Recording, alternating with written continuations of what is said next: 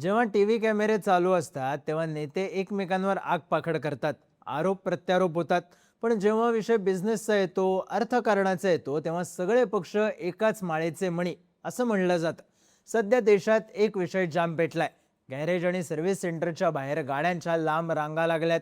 लोकांच्या लाखो रुपयांच्या गाड्या रस्त्यात अचानक बंद पडतायत, इंजिन सीज होत आहेत आणि गाड्यांचं मायलेजही गायब होत चाललंय. या सगळ्या परिस्थितीसाठी एकच कारण सांगितलं जातंय, ते म्हणजे पेट्रोलमध्ये मिसळलं जाणारं इथेनॉल. आता सरकार विरुद्धचा कोणताही मुद्दा असो, विरोधी पक्षनेते राहुल गांधी सर्वात आधी मैदानात उतरतात. नीट पेपर लीकचा मुद्दा असो, बेरोजगारीचा मुद्दा असो किंवा अदानी अंबानींचा विषय, राहुल गांधी आणि काँग्रेस संसदेपासून रस्त्यापर्यंत राळ उडवून देतात. पण इथेनॉलच्या मुद्द्यावरून सरकारवर एवढी टीका होत असताना, यावरून थेट केंद्रीय मंत्री नितीन गडकरी यांच्यावर आरोप होत असताना, राहुल गांधी आणि काँग्रेस एकदम शांत आहेत. काँग्रेस पक्षानं ज्या आक्रमकतेने पेपर फुटीचा मुद्दा उचलून धरला, त्या आक्रमकतेनं इथेनॉलचा मुद्दा उचललेला नाही. पण यामागचं कारण नेमकं काय? इथेनॉलवरून गडकरींवर एवढी टीका होत असताना राहुल गांधी थेट गडकरींवर का बोलत नाहीत? काँग्रेस पक्षाच्या शांततेमागचं राजकारण नेमकं काय आहे, समजून घेऊयात या व्हिडिओमधून. नमस्कार, मी चिन्मय आणि तुम्ही पाहताय बोलबिडू. तर केंद्रातल्या मोदी सरकारनं सत्तेत आल्यानंतर 4 वर्षांनी म्हणजे 2018 मध्येच ठरवलं होतं की देशात मिळणाऱ्या पेट्रोलमध्ये 20% इथेनॉलचं मिश्रण करायचं. हे इथेनॉल बनतं ऊसापासून, मळीपासून आणि खराब झालेल्या धान्यापासून.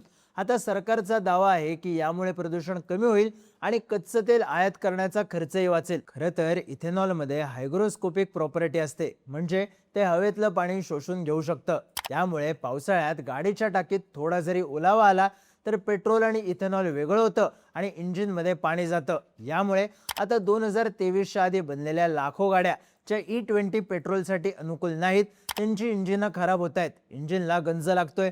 आता दुसऱ्या देशांचा विचार केला तर ब्राझील आणि अमेरिका यांसारख्या देशांमध्ये हे सगळं टप्प्याटप्प्यानं झालं. ब्राझीलमध्ये 100% इथेनॉल ब्लेंडिंगची पॉलिसी लागू करायला अनेक दशकं लागली. पण भारतात E20 पेट्रोल अवघ्या 1 ते 2 वर्षात सक्तीचं करण्यात आलं. ओरिजिनल टार्गेट 2030चं असताना 5 वर्ष आधीच हे टार्गेट अचीव करण्यात आलं. त्यामुळे लोकांच्या जुन्या गाड्यांमध्ये प्रॉब्लेम यायला सुरुवात झाली. आता देशात यावरून रान उठलेला असताना हा मुद्दा उचलून केंद्र सरकारची कोंडी करण्याची चांगली संधी विरोधी पक्षांकडे आहे. पण अजूनही काँग्रेस यावरून फारशी आक्रमक होताना दिसत नाहीये. राहुल गांधी स्वतः अंबानी, अदानी या उद्योजकांचे सरकारशी संबंध आहेत यावरून प्रचंड टीका करतात. पण इथेनॉलच्या मुद्द्यावरून महत्त्वाचं म्हणजे गडकरींच्या मुलांचा थेट इथेनॉलचा व्यवसाय असल्याचं उघड झाल्यानंतरही राहुल गांधी त्यावरून शांत आहेत. त्यांनी या मुद्द्यावरून आत्तापर्यंत गडकरींवर एकदाही टीका केलेली नाही. आता यामागचं नेमकं कारण काय?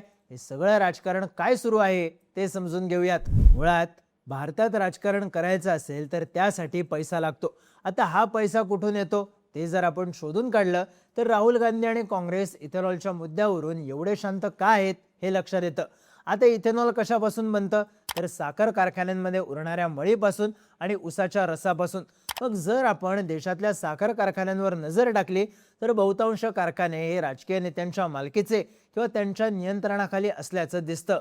जर आणखी खोलात जाऊन पाहिलं तर महाराष्ट्र आणि कर्नाटक या राज्यांमध्ये साखरेचं अर्थकारणच तिथलं राजकारण ठरवतं.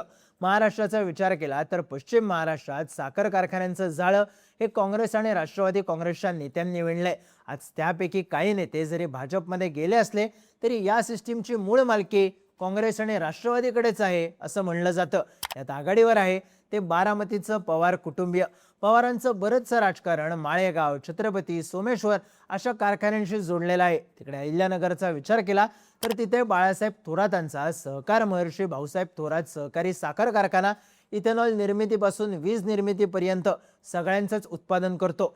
मराठवाड्यात लातूरच्या देशमुख कुटुंबियांचं प्रस्थ मोठं आहे. यामागे सहकार आणि साखर कारखान्यांची भूमिका महत्त्वाची आहे. शेजारी बीडमध्ये बजरंग सोनवणे, प्रकाश सोळंके आणि क्षीरसागर घराणं सुद्धा यात साखर कारखान्यांपासून वर आले. शरद पवारांचे विश्वासू जयंत पाटील असोत किंवा 2 वर्षांपूर्वी काँग्रेसमधून भाजपमध्ये गेलेले माजी मुख्यमंत्री अशोकराव चव्हाण, कुठे ना कुठे सगळ्यांचा संबंध याच साखर कारखान्यांची आहे. शेजारच्या कर्नाटकमध्येही हीच परिस्थिती आहे. विशेषतः उत्तर कर्नाटकच्या बेळगाव, बागलकोट, विजापूर या भागातले बहुतांश खाजगी आणि सहकारी साखर कारखाने काँग्रेस आणि इतर प्रमुख राजकीय पक्षांमधल्या बड्या नेत्यांच्या मालकीचे किंवा त्यांच्या नियंत्रणाखालचे आहेत. बेळगावातलं जारकिहोळी कुटुंब कर्नाटकातल्या सर्वात शक्तिशाली साखर सम्राटांपैकी एक आहे. राजकीयदृष्ट्या हे कुटुंब भाजप आणि काँग्रेसमध्ये विभागलेलं असलं तरी साखर उद्योगावर त्यांची पकड मजबूत आहे. अलीकडेच काँग्रेसचे नेते DK शिवकुमार यांनी कर्नाटकच्या मुख्यमंत्री पदाची शपथ घेतली. शिवकुमार हे देशातले सर्वात श्रीमंत मुख्यमंत्री. उत्तर कर्नाटक आणि म्हैसूर भागातल्या साखर उद्योगात त्यांचे मोठ्या प्रमाणात शेअर्स आणि मालकी हक्क आहेत. कर्नाटकचे उद्योगमंत्री MB पाटील यांचं नाव सुद्धा यात आघाडीवर येतं.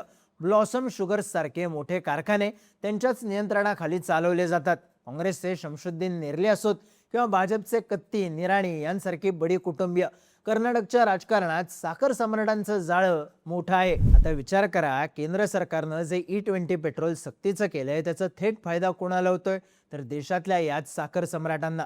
याआधी जी मळी फेकून द्यावी लागायची किंवा अत्यंत कमी भावात विकली जायची, त्या मळीपासून आता कोट्यवधी रुपयांचं इथेनॉल बनवून ते सरकारला विकलं जात आहे. यामुळे या साखर कारखान्यांचा नफा दुपटीनं वाढलाय. नितीन गडकरी यांच्याच मुलांचं उदाहरण घेतलं तर त्यांच्या मुलाच्या सायन ॲग्रो इंडस्ट्रीजचा 2026 मधला निव्वळ नफा तब्बल 441% वाढून 223 कोटी रुपये झालाय. हाच नफा 2025 मध्ये फक्त 1,47,00,000 रुपये एवढा होता. आता समजा राहुल गांधींनी संसदेत किंवा इतर ठिकाणी इथेनॉलच्या मुद्द्यावरून थेट गडकरींना टार्गेट केलं आणि याचा परिणाम जर सरकारच्या इथेनॉल पॉलिसीवर झाला तर महाराष्ट्र आणि कर्नाटकातले काँग्रेसचे साखर सम्राट राहुल गांधींविरुद्ध उभे राहू शकतात. कारण याच साखर कारखान्यांमधून येणारा नफा पुढे जाऊन राजकीय पक्षनिधी, निवडणुकांचा खर्च, स्थानिक पातळीवर ग्रामपंचायत, पंचायत समिती त्या आमदारकीपर्यंतचं सगळं राजकारण कंट्रोल करण्यासाठी वापरला जातो यात शंका नाही.